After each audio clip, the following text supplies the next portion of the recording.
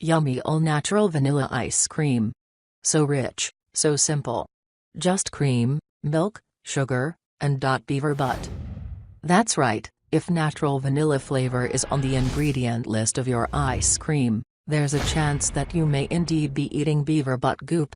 The FDA allows pretty much any type of flavoring found in nature to be listed as natural flavor on ingredient labels, including edible bark, roots, and many animal products.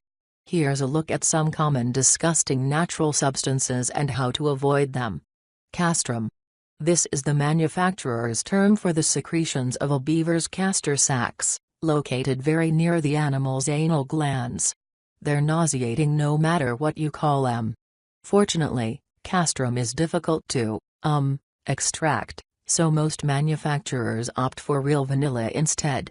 How to avoid it: make sure your ice cream says vanilla, vanilla extract, or vanillin on the label, not castoreum. Rennet. This enzyme, used in cheese making, is derived from the stomachs of slaughtered newborn calves, a term that has more than one thing wrong with it. How to avoid it: some cheesemakers opt for vegetarian sources of the enzyme. Look for microbial or vegetable rennet on labels. L-cysteine. Found in many baked goods, this dough conditioner is commonly sourced from duck feathers, human hair, or pig bristles. Feel free to puke in your mouth a little.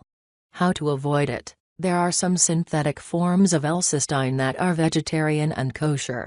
Check the Vegetarian Resource Group for updates on companies that use this ingredient. Gelatin. The main sources of this ubiquitous ingredient are pigskin, cattle bones, and cowhide.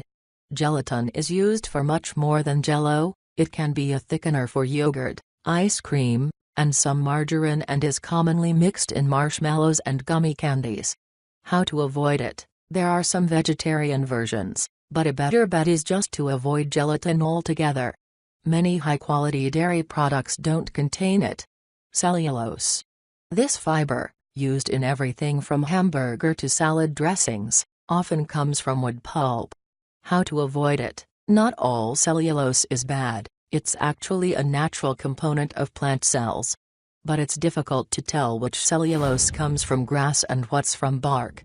But fast food chains are rumored to use the woody version of cellulose in meat, which should give you another reason to avoid them.